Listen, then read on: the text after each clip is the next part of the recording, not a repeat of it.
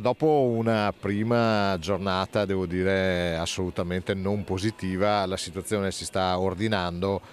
Certo non siamo contenti dell'approccio che è stato fatto nei primi giorni dalla società che gestisce il sistema della sosta, ed è per questo che già domani li vedremo a Cassugana per fare il punto della situazione.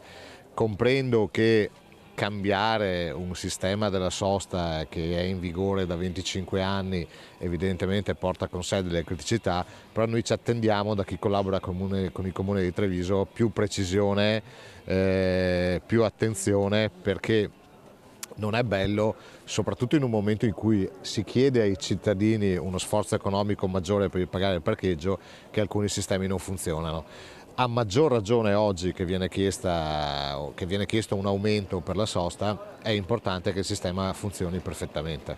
Quindi domani una piccola tirata d'orecchie. E forse neanche così piccola. Cosa chiederà la società?